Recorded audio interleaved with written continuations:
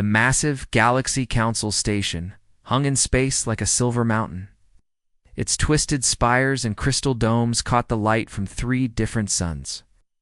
Admiral Hyeon-woo Park stood at the viewing window of his transport ship and watched the station grow larger as they approached.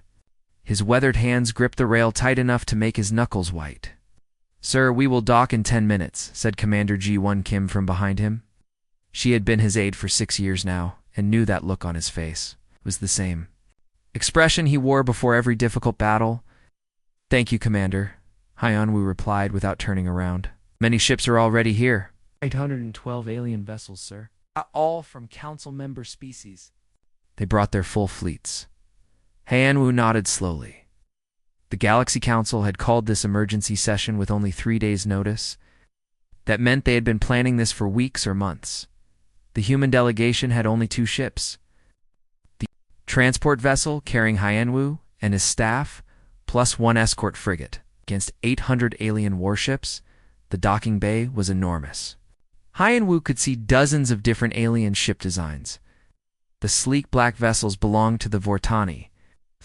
Their ships always looked like weapons, even when they were just transports. The round green spheres were Hive Queen ships. They pulsed, with a sickly yellow light that made human eyes water. The crystal ships of the Resonance floated without any visible engines. They were beautiful and terrifying at the same time. "They want to intimidate us," Ji-won said quietly. "They already have," Hyeon-woo answered. "But intimidation only works if you let it change your decisions." The human delegation walked through corridors filled with alien representatives. Most of them were twice as tall as humans. The Vortani had 4 arms and 4 eyes that never seemed to blink. The insect soldiers from the Hive Queen clicked their mandibles when they saw humans pass. The crystalline beings from the Resonance simply watched with their glowing cores. Every species had their own guards and assistants. The humans had only 6 people total. Hyeon-woo, Gu-won, 2 diplomatic staff members, and 2 security guards. It felt like bringing a knife to a gunfight. The council chamber was a massive dome with seats arranged in circles around a central platform. Each species had their own section with hundreds of representatives. The human section had 12 empty seats. Only 6 were filled. Hyeon-woo took his place at the front of the human delegation. The chamber buzzed with alien conversations in languages that sounded like grinding metal or rushing water. When the session began, a deep tone filled the air, and everyone fell silent. Quel-Mar rose from the Vortani section. He was their prime minister and had been fighting human expansion for 20 years. His 4 eyes fixed on Hyeon-woo as he spoke. "The Galaxy Council has gathered to address the human problem," Kelmar announced. His voice was translated into hundreds of languages simultaneously. "For 70 years we have tried to guide humanity into proper civilization. We have offered them trade agreements, cultural exchanges, and technological assistance. In return, they have violated treaty after treaty." Chamber erupted in alien voices showing agreement. Clicking, buzzing, chiming sounds filled the air. Hyeon-woo sat perfectly still. "In the last solar cycle alone," Kelmar continued, "humans have established 17 unauthorized colonies. They have refused to allow council inspectors into their territory. They have developed weapons technology beyond approved limits. Have rejected our offers of proper governance." Hive Queen Zik Th rose next. She was 8 feet tall with 6 arms that ended in blade-like appendages. When she spoke, her voice sounded like grinding glass. "The Hive remembers when humans first reached the stars," she said. "We welcomed them as children who needed guidance. Instead, they have become a cancer that spreads through our galaxy. They take worlds that belong to others. They strip resources without permission. They refuse to follow the laws that keep peace between species." The resonance entity called itself Echo of Distant Stars. It was a collection of floating crystals that created sound through vibration. Its voice was like singing wind chimes. "The resonance has observed human expansion for 7 decades, it sang. Their pattern is always the same. They arrive, they take, they expand, they refuse limitations. This behavior threatens the stability we have maintained for 3,000 years." More species spoke. All of them said the same thing. Humans were dangerous. Humans were uncontrolled. Humans needed to be stopped. Finally, Kelmar stood again and delivered the ultimatum. The Galaxy Council has voted. Humanity will surrender all colonies beyond the Sol system immediately. All human worlds will accept council-appointed governors. The human military will be reduced to system defense forces only. All human starships above frigate classification will be surrendered to council forces for decommissioning. The chamber fell silent. 800 alien representatives stared at the 6 humans. You have 72 standard hours to comply, Kelmar said. If you refuse, the combined fleets of the Galaxy Council will enforce these terms. This is not a negotiation. This is a final warning. Hyan-Wu stood slowly. His movements were calm and deliberate. He looked around the chamber at all the alien faces staring at him. Some showed satisfaction, others showed pity, few showed fear. Honorable representatives, Hyan-Wu began. Humanity came to the stars with hope. We believed we would find friends among the species of the galaxy. We believed we could build something better together. His voice carried clearly through the chamber without amplification. For 70 years we have tried to work within your system. We have signed your treaties even when they were unfair. We have accepted your restrictions even when they made no sense. We have listened to your complaints about our expansion even. Though other species have expanded far more aggressively, Hyan-Wu paused and looked directly at Kelmar. We came here seeking dialogue. We have been patient with your demands, your restrictions, your constant attempts to box humanity into your neat categories. We have tried to be good neighbors even when you treated us like dangerous animals. The chamber was completely silent now. But patience has its limits, Hyan-Wu continued. You speak of our expansion as if it is a crime. You speak of our independence as if it is a threat. You speak of our refusal to submit as if it is madness. He took a step toward the center of the chamber. Perhaps you have forgotten something important about humans. We are not like you. We did not evolve on worlds with abundant resources and few predators. We did not develop civilization through cooperation and consensus. We earned our place in the universe through struggle and conflict and the refusal to accept defeat. Hyan-Wu's voice grew harder. You offer us chains and call them gifts. You threaten us with conquest and call it peace. You demand our submission and call it civilization. Turn to face the full chamber. The answer is no. The chamber erupted in alien voices, angry buzzing from the Hive Queen section, harsh barking from the Vortani, discordant chiming from the resonance. Hyan-Wu turned and walked toward the exit. His delegation followed. This is not overhuman, Kelmar called after him. Your species will learn to accept proper authority. Hyan-Wu stopped at the chamber door and looked back. We already have, he said quietly. Our own. The human delegation left the chamber and walked back through corridors filled with hostile alien stares. Behind them, the Galaxy Council began. Planning for war. Ahead of them lay the choice between slavery and freedom. The choice had already been made. The emergency transport ship jumped through space toward Earth at maximum speed. Admiral Hyan-Wu sat in the command chair watching the stars streak past. 72 hours was not much time to prepare for war against 800 alien fleets. Sir, we are receiving priority transmissions from Earth, Commander Ji-Wan reported. President Daesun Cho has called an emergency session of the Human Defense Assembly. All colony representatives are being recalled immediately. How many will make it back in time? Hyan-Wu asked. 47 colony worlds can get representatives to Earth within 60 hours. The Outer Rim colonies are too far away. Hyan-Wu nodded. The outer colonies were the ones that needed the most protection. They were also the ones the Galaxy Council wanted humanity to abandon first. That was not going to happen. The ship dropped. Out of jump space near Earth, Hyan-Wu could see dozens of other vessels heading toward the planet. Military ships, colony transports, merchant vessels, even some old mining haulers. Everyone was coming home. The rebuilt Geneva complex covered 20 square kilometers on the surface of Earth. It housed the Human Defense Assembly, Unified Military Command, and the emergency government bunkers. Hyan-Wu had not been there. For 2 years, it looked different now. Bigger, more heavily defended. President Daesung Cho met him at the landing pad. The president was a small man with gray hair and tired eyes. He had been in office for 8 years and had spent most of that time trying to avoid exactly this situation. "How bad is it?" President Cho asked as they walked toward the main building. "It's bad as we expected," Han Wu replied. "They want complete surrender. All colonies abandoned, military reduced to nothing, council governors on every human world including Earth. And if we refuse, 100 warships will enforce their demands." President Cho was quiet for a moment. "Then we need to show them.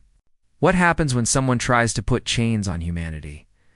The Human Defense Assembly Chamber was packed. Representatives from 47 colony worlds sat alongside military commanders, scientists, and industrial leaders. The room buzzed with angry conversations. Everyone knew why they were there. President Cho took the podium at the front of the chamber. The room fell silent. "Citizens of humanity," he began.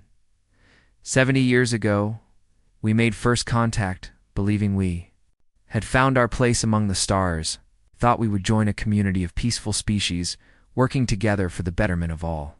His voice grew harder. "Instead, we found wardens, species that saw us as children to be controlled. Aliens who decided our fate without our input, a council that demanded obedience and offered slavery in return."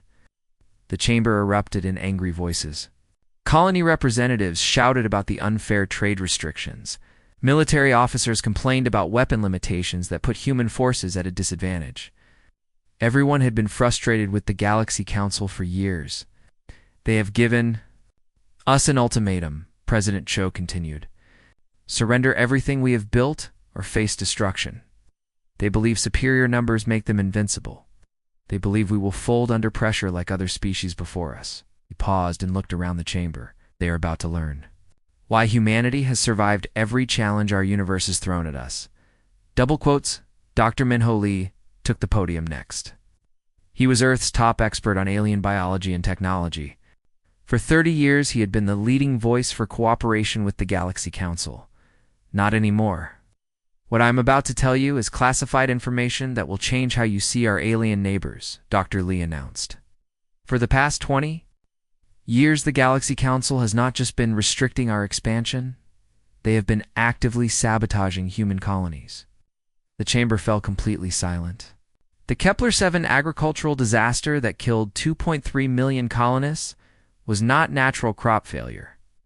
It was a bioweapon designed by Vortani scientists and deployed through their trade goods. The Proxima Station reactor failure that destroyed our first deep space facility was caused by sabotaged components provided by Hive Queen manufacturers. Dr. Lee activated a holographic display showing medical reports, technical analyses, and intercepted communications. "The Council has been slowly poisoning our food supplies, introducing diseases into our population, and sabotaging our infrastructure, all while offering to help us solve the problems they created. They wanted to keep us weak and dependent." The chamber exploded in outraged voices. Colony representatives were on their feet shouting for immediate retaliation. Military officers demanded permission to strike back at Council worlds. Admiral Hoyan-Wu stood and waited for silence. "The Council believes they know everything about human military capabilities," he said. "They have spies in our trade missions. They monitor our communications. They think they understand our technology." He smiled for the first time since returning. "From the Council station, they are wrong. For the past 15 years, humanity has been preparing for exactly this moment. We have been developing technology in secret, building weapons they don't know exist, training soldiers for battles they cannot imagine." A new holographic display activated showing sleek black starships unlike anything in the current human fleet. Project Prometheus has been developing quantum tunnel drives that make our ships impossible to track or intercept. We have created artificial intelligence systems that can outthink any alien commander. We have built weapons that manipulate gravity and space-time itself. The chamber stared at images of technology that looked like science fiction. "Captain Sojin Wong has been field testing these systems for 2 years, Admiral Hoyan-Wu continued. "Her ship, the Silent Thunder, has been mapping every major council facility in a dozen star systems. The aliens never knew she was there. Captain Sojin stepped forward. She was young for a starship commander, but her eyes held the confidence of someone who had seen the enemy up close. The Council fleets are impressive in size, but their technology is centuries old, she reported. They rely on massive ships with heavy armor and powerful shields. Their tactics have not changed in 300 years. They fight like they are still battling primitive species with simple weapons.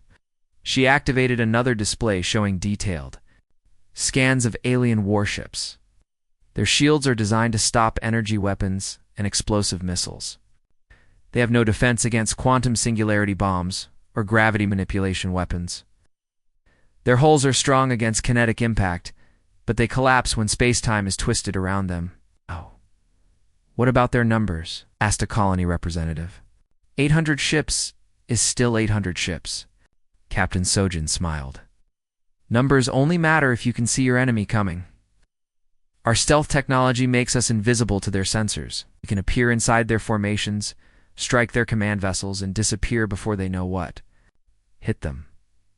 Admiral Hyenwu returned to the podium.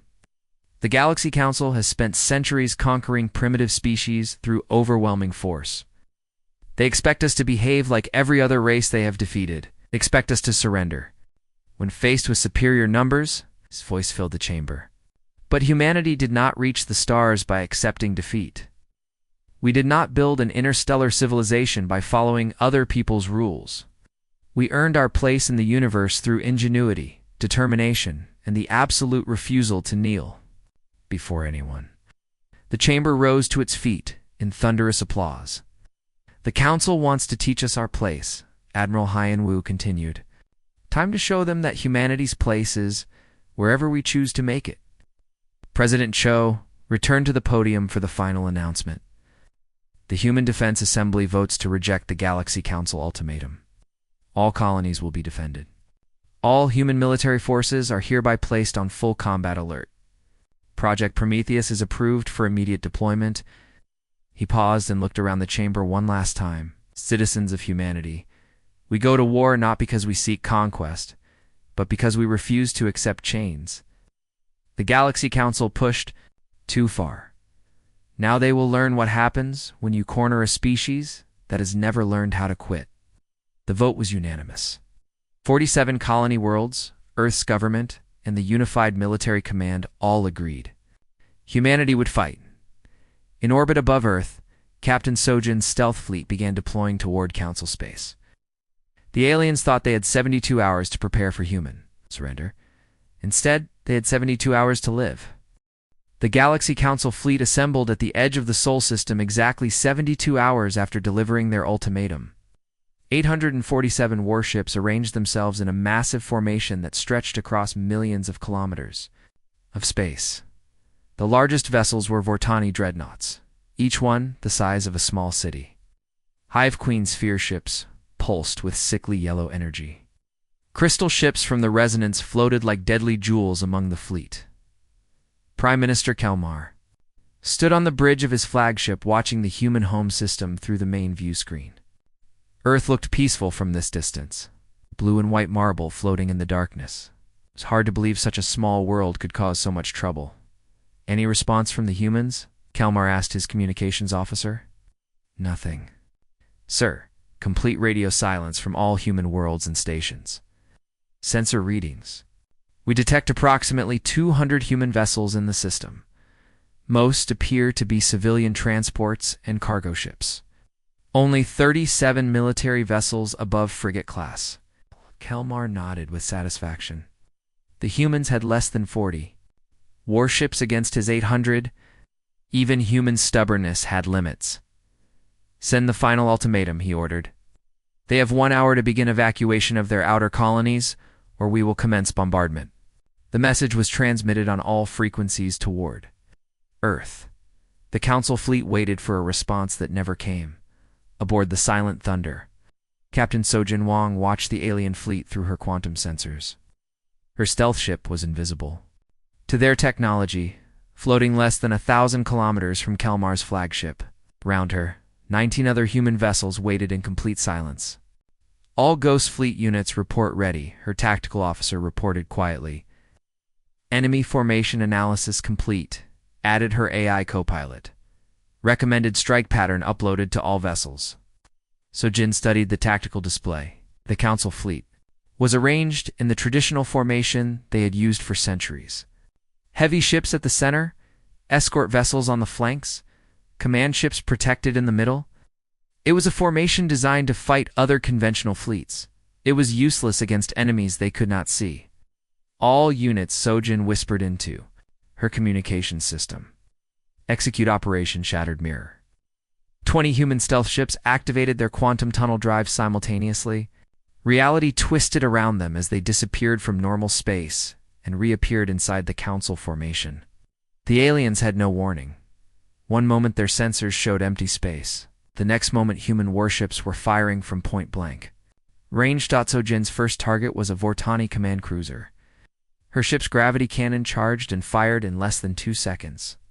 The weapon created a miniature black hole that lasted for exactly 0.3 seconds, long enough to tear the alien ship in half. Around her, other human vessels struck with surgical precision. Each stealth ship carried enough firepower to destroy vessels 10 times their size. Quantum singularity bombs punched through shields that were designed to stop conventional weapons.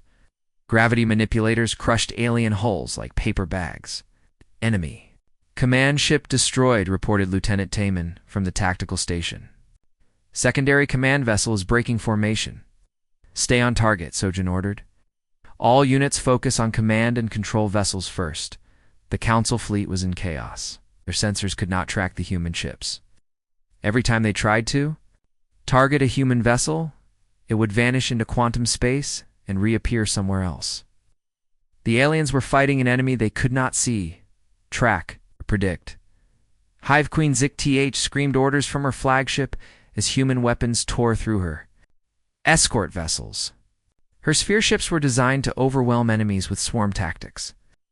But you cannot swarm an enemy that exists in multiple dimensions at once. Deploy attack drones, she shrieked. Saturate the area with weapons fire.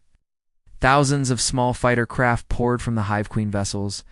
They fired in all directions, hoping to hit the invisible human ships through pure volume of fire. A few shots came close, but the human vessels were too fast and too unpredictable. Sojin watched the drone swarm approaching and smiled. All units, execute scythe pattern. The human ships formed a line and accelerated through the drone formation. Their point defense systems were guided by AI that could track and target hundreds of objects simultaneously. The drone swarm was destroyed in less than 30 seconds. On Mars, Colonel Tae-Hyen Jung watched the space battle from the Olympus Mons command center. His job was to defend the human colonies if any Council ships broke through the fleet action. But he was also responsible for the second phase of humanity's response. Sir, Ghost Fleet reports 70% of enemy command vessels destroyed, his communications officer reported. Excellent, Colonel Jang replied. Begin Operation Earthquake. Hidden installations across the Martian surface activated gravity. Field generators that had been built in secret over the past 5 years. The generators were aimed at the Council fleet and calibrated to disrupt their formation without affecting the human vessels. The artificial gravity waves hit the alien fleet like an invisible tsunami. Ships that relied on conventional propulsion found themselves pulled in random directions. Formation flying became impossible. Several smaller vessels were actually crushed by the gravitational stress. The resonance entity called Echo of Distant Stars tried to coordinate a counterattack. From its crystal flagship, the Resonance were masters of energy manipulation, and their ships could absorb most forms of attack. But human weapons did not rely on energy. Sojin's quantum torpedoes struck the crystal ship at the molecular level. Instead of exploding against the hull, it phased through the crystal structure and detonated inside the ship's core. The entire vessel shattered like glass. Primary Resonance command ship destroyed, reported her tactical officer. Move to secondary targets, Sojin ordered. Take out their heavy weapons platforms. The battle had been raging for only 20 minutes, but the Council fleet was already broken.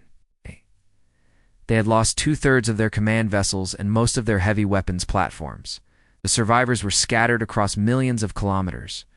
With no unified command structure, Kui Elmar's flagship shuddered as another human attack destroyed his escort vessels. His bridge crew was in panic. Officers who had never experienced real combat shouted contradictory orders. Damage reports flooded in from all sections of the ship. "Sir, we must retreat," his tactical officer begged. "We cannot fight an enemy we cannot see." "No," Kelmar snarled. "We outnumber them 20-1. Order all ships to advance toward Earth. If we cannot target their fleet, we will destroy their planets." It was exactly the response Sojin had been waiting for. The moment the Council fleet began moving toward Earth, the second wave of human vessels decloaked. These were not stealth ships. They were the new quantum battleships that had been built using Project Prometheus technology. Admiral Haiyan-Wu stood on the bridge of the flagship, indomitable as it materialized directly between the Council fleet and Earth. Around him, 50 more human warships appeared from quantum space. Each one was half the size of a Council dreadnought, but carried twice the firepower. "This is Admiral Haiyan-Wu Park of the Human Defense Force." He broadcast on all frequencies. "You came here to chain us, came here to break our spirit and steal our freedom. Instead, you have awakened something you do not understand. Quantum." Battleships opened fire with their main weapons. Gravity cannons that could crack planets, singularity bombs that deleted matter from existence, energy beams that burned through anything in their path. The remainder of the Council fleet was annihilated in less than 10 minutes. When the battle ended, only 17 alien vessels remained intact. They were too damaged to fight and too scared to do anything but run, so Jin let them go. Someone had to carry word back to Council space about what had happened. Admiral Haiyan-Wu stood on his bridge looking at the wreckage floating in space. 800 alien warships reduced to debris and radiation. The most powerful fleet in galactic history, destroyed by a force they had dismissed as primitive. "Sir, what are your orders?" asked his executive officer. Haiyan-Wu was quiet for a long moment. The Galaxy Council had tried to chain humanity. They had murdered millions of human colonists. They had threatened to destroy everything humanity had built among the stars. "Prepare the fleet for departure," he said finally. "You're going to pay a visit to Council space. Time to show them what happens when you push humanity too far." The first battle was over. The war was just beginning. News of the Sol System massacre spread through Council space like wildfire. 17 surviving ships limped back to their homeworlds carrying impossible stories. 800 warships destroyed by a human fleet 1/10 their size. Ancient, alien technologies rendered useless by weapons that bent the laws of physics. The mighty Galaxy Council fleet reduced to floating wreckage in a matter of hours. Most alien leaders refused to believe the reports. Prime Minister Kelmar had escaped in one of the surviving vessels, his 4 eyes wild with shock and rage. When he appeared before the emergency council session on Vortani Prime, many representatives thought he had suffered a mental breakdown. "You do not understand," Kelmar shouted at the assembled aliens. "The humans have technology that should not exist. Their ships appear from nowhere. Their weapons destroy matter itself. They fought like demons possessed." The Hive Queen representative clicked her mandibles dismissively. "Impossible. Our intelligence reports show human military capabilities. They possess nothing that could threaten a proper Council fleet." "Your intelligence is worthless," Kelmar snarled back. "The humans have been lying to us for decades. Everything we know about their capabilities is false." While the Council argued among themselves, Admiral Haiyan-Wu was already putting humanity's real plan into motion. The destruction of the invasion fleet was only the beginning.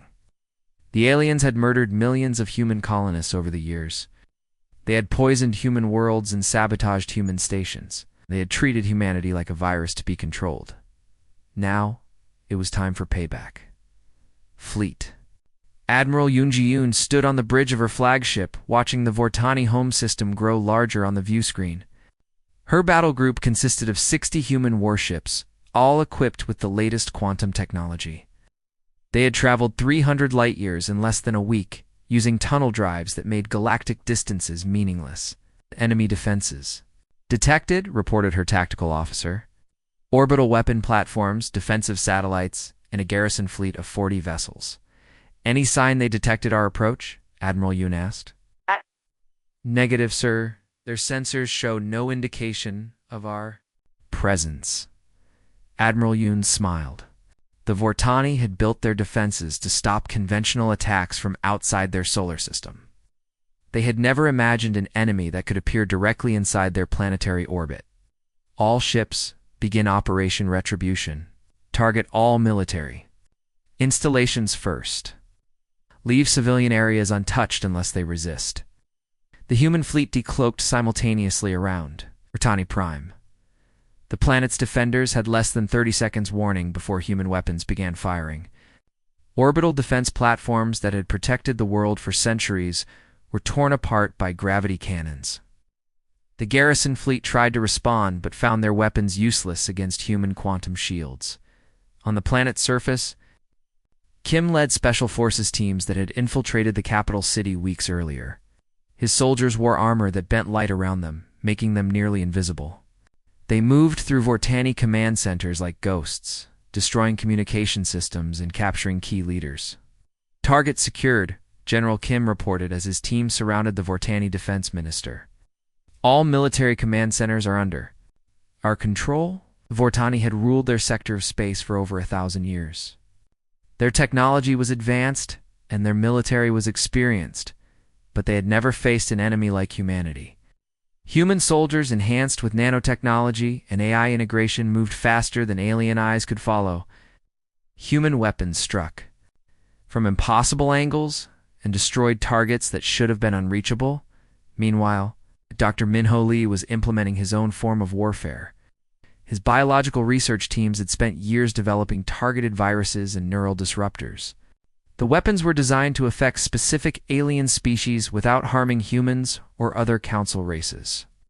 Phase 1 deployment complete, Dr. Lee reported from his laboratory ship. Vortani command implants are experiencing systematic failure. Their military coordination is collapsing. Across Vortani Prime, military officers found their neural enhancement systems malfunctioning.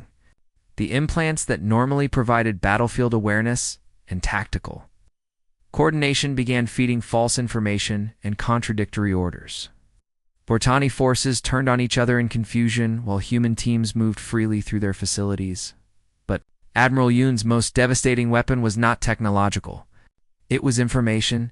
Captain Sojin Wang's intelligence division had been gathering evidence of council crimes for years.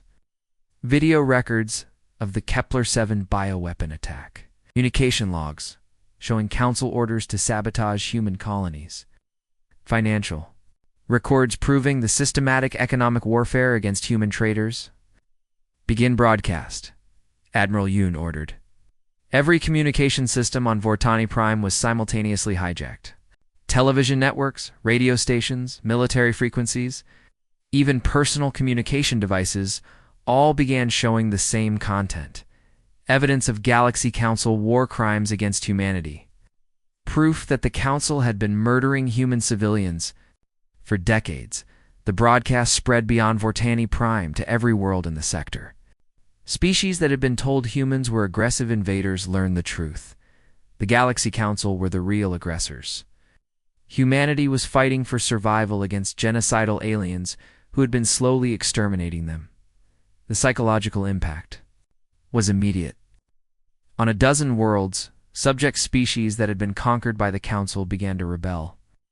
They had been told that resistance was hopeless and that the Council protected them from dangerous outsiders.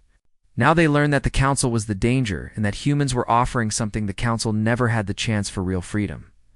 The siege of Vortani Prime lasted only 6 days. Admiral Yoon did not need to destroy the planet. She simply needed to prove that nowhere in Council space was safe from human retaliation. When the Vortani government finally surrendered, their once mighty world had been reduced to a helpless client state under human occupation. Similar attacks struck throughout Council territory. Captain Sojin's stealth ships appeared without warning. In a dozen star systems, it did not engage in prolonged battles. Instead, they struck quickly at key targets and vanished before enemy reinforcements could arrive. Communication centers, military bases, Government facilities, all were systematically destroyed or captured. The Hive Queen faced a different kind of warfare. Her species relied on collective consciousness and shared neural networks. Dr. Lee's biological weapons targeted those networks directly. Hive Queen drones began ignoring orders or following contradictory commands. The perfect unity that made the Hive Queen dangerous became a weakness when humans could disrupt their mental connections. On the crystal worlds of the Resonance, human forces deployed sonic weapons that shattered their crystalline technology. The Resonance had never encountered enemies that could fight using sound as a weapon. Their beautiful singing voices became screams of pain as their own. Communication methods were turned against them. General Kim's special forces operated throughout Council's space like avenging angels. They appeared in government buildings, military command centers, and research facilities without warning. Council leaders who had spent centuries in comfortable safety suddenly found human soldiers in their private chambers. General Kim told the Hive Queen, "Science Director, before destroying the laboratory where the human bioweapon had been developed, this is for Proxima Station," Captain Sojin said as her ship deleted a Vortani weapons research facility from existence. The Galaxy Council tried to organize a unified response, but their command structure was collapsing. Every time they gathered, their forces, human attacks, would strike elsewhere.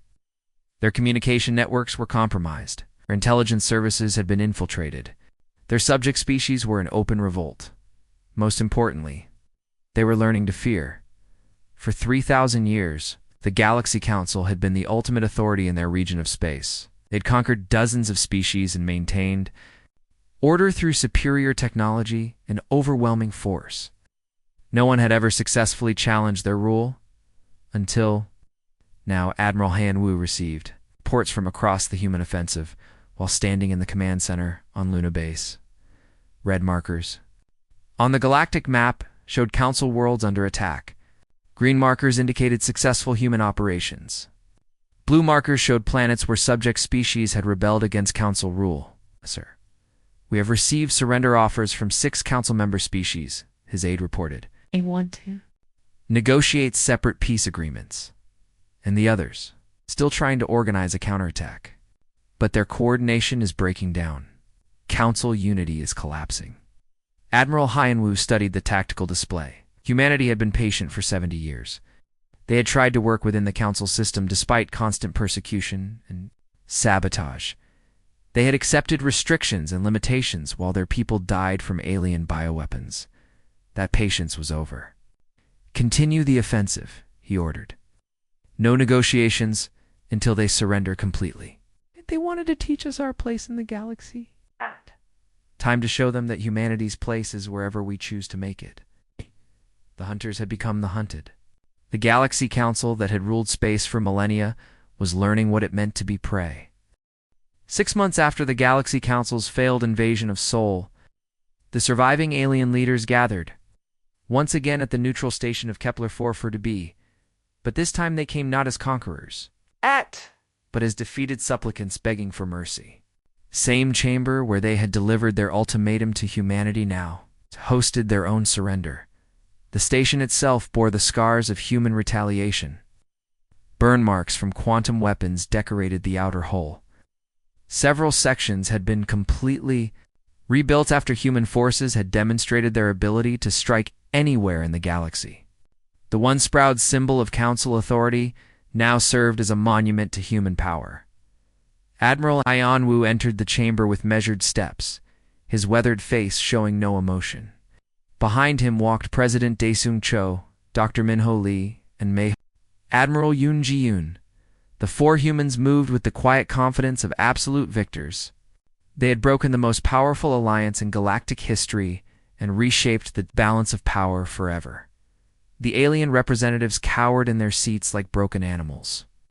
Kelmar's 4 eyes darted nervously around the chamber, no longer holding the arrogant confidence he had displayed 6 months earlier. The new Hive Queen representative was a smaller, younger specimen who clicked her mandibles anxiously. The resonance entity had been reduced from a proud collective to a single damaged crystal that barely glowed. Many seats stood empty, entire. Species had been removed from power during humanity's 6-month campaign. Some had surrendered early and accepted human occupation. Others had fought to the bitter end and been completely destroyed. A few had simply vanished, their homeworlds abandoned when they realized resistance was hopeless. Honored human representatives Kelmar began with a trembling voice. We have requested this gathering to discuss terms for ending the current hostilities. Admiral Hyan-Wu said nothing. He simply stood at the center of the chamber and let the silence stretch. The aliens shifted uncomfortably in their seats, waiting for a response that never came. President Cho finally spoke, his voice carrying easily through the chamber without amplification. 6 months ago, you sat in these same seats and delivered an ultimatum to humanity. You demanded that we surrender our colonies, accept your governors, and reduce our military to nothing. You gave us 72 hours to comply or face the combined might of 800 warships. He paused and looked around the chamber at the handful of surviving alien representatives. We declined your generous offer. In response, you attempted to invade our home system and impose your will by force. How did that work out for you? The new Hive Queen representative tried to speak. The previous council leadership made errors. In judgment, we seek only peace and mutual cooperation going forward.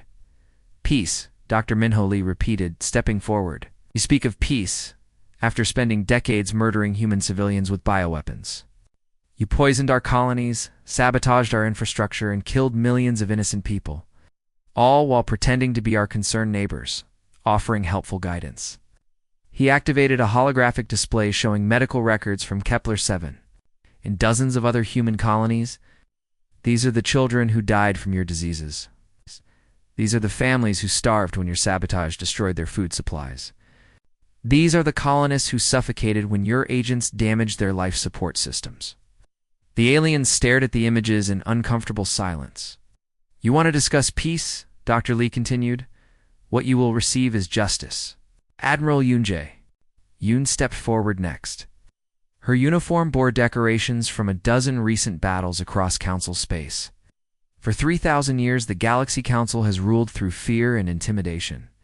You conquered primitive species, stripped their resources, and forced them into your rigid hierarchy. You told yourselves this was civilization, it was simply organized oppression. She gestured toward the nearly empty chamber. Your reign is over, your fleets are destroyed, your governments have collapsed. Your subject species have rejected your authority. The galaxy you once controlled now belongs to those with the courage to claim it. The resonance entity flickered weakly. Oh, what do you want from us? What are your terms? President Cho smiled coldly. Our terms are simple. Galaxy Council is hereby dissolved permanently. Each species will govern its own territory without interference from others. All restrictions on human expansion are permanently lifted. Reparations will be paid to humanity for damages caused by your attacks on our colonies. He paused to let the words sink in. Most importantly, a new governing body will be established to maintain order in this region of space. The Galactic Alliance will be founded on principles of individual freedom, technological progress, and mutual respect. Membership will be voluntary, but alliance laws will be enforced throughout the sector. Kelmar leaned forward desperately. In humanity's role in this new alliance, humanity will provide the leadership necessary to prevent future conflicts, Admiral Hyan-Wu answered. We will hold permanent authority over alliance military forces and maintain veto power over any decisions that affect member species. The aliens exchanged glances of barely concealed horror. They were being offered survival in exchange for permanent subjugation to the species they had tried to enslave. This is unacceptable, the Hive Queen representative protested. You cannot simply reshape galactic civilization because you possess superior weapons. Watch us, President Cho replied without hesitation. You had thousands of years to build a just society among the stars. Instead, you created a system based on conquest and oppression. Your way failed. Now you will live under ours. Dr. Minho Lee activated another display showing technological blueprints and scientific data. However, humanity is not interested in ruling through fear alone. We offer something the Galaxy Council never provided: the chance for genuine progress. We have developed technologies that could solve your resource problems, extend your lifespans, and advance your capabilities beyond anything you achieved in 3 millennia of stagnation. The display showed fusion reactors that could power entire worlds, medical treatments that could cure previously fatal diseases, and agricultural techniques that could feed billions. These gifts come with a price, Dr. Lee continued. Acceptance of human leadership and adherence to Alliance principles, freedom of movement, thought, and expression for all citizens, an end to the caste systems and racial hierarchies that define your societies, genuine equality between species. The alien representatives huddled together in whispered conversations. They were being offered a choice between destruction and transformation. Neither option allowed them to maintain their previous power. "We need time to consider," Kelmar finally said. Hien Wu replied firmly. "You have had months to consider while we systematically dismantled your civilization. The offer is made once. Accept it now, or face the consequences of continued resistance." The vote was swift and unanimous. Every surviving alien representative agreed to the terms. They had no choice. Alternative was extinction. 3 years later, Captain Sojin Wang stood on the observation deck of Terra Station, the massive new headquarters of the Galactic Alliance. The station orbited a neutral star system and served as the seat of human authority over dozens of species. In hundreds of worlds, through the viewing portal, she could see ships from many different species docking at the station. Former enemies now worked alongside human crews, sharing technology and resources under Alliance oversight. The rigid hierarchies of the old galaxy. Council had been replaced by a merit-based system, where ability mattered more than species origin. Her first officer, a reformed Vortani named Koltar, approached with the daily reports. "Captain, the integration of the former Hive Queen worlds is proceeding ahead of schedule. Their agricultural output has increased by 300% since implementing human farming techniques. And the resonance territories, full compliance with Alliance regulations. They have requested permission to share their harmonic technologies with human research teams." Sojin nodded approvingly. The galaxy was changing faster than anyone had imagined possible. Species that had stagnated for centuries were experiencing rapid advancement under human guidance. Technologies that had been restricted by Council regulations were being freely shared and improved upon. But the most important change was philosophical. The old Galaxy Council had ruled through the principle that strong species should dominate weak ones. The Galactic Alliance operated on the revolutionary, an idea that all species could contribute to collective progress if given the opportunity. Captain Koltar continued, "We have received reports from the Outer Rim. 3 more independent species have requested Alliance membership. They want access to our trade networks and defensive agreements." "Approved," Sojin replied. "Integration meetings for next month." She turned back to the viewing portal and watched as a massive human colony ship prepared to depart for unexplored regions of space. The galaxy was vast, and there were still countless worlds waiting to be discovered and settled. "They thought we were just another species to be managed," Sojin said quietly. "Captain," Koltar asked, "the old council leaders?" They looked at humanity and saw primitives who needed to be controlled and guided. They never understood what they were really dealing with. She pointed toward the departing colony ship. "We are explorers, Koltar. We are builders and dreamers and fighters. We spent our entire evolutionary history learning that survival belongs. To those who refuse to accept limitations, the Council tried to put us in a cage and were surprised when we broke free. Terra Station's quantum beacon activated, sending coordination signals to human fleets across 1,000 star systems. The message was clear and simple. The galaxy had new rules now, and they had been written by a species that had never learned how to surrender. The age of the Galaxy Council was over. The age of humanity had begun.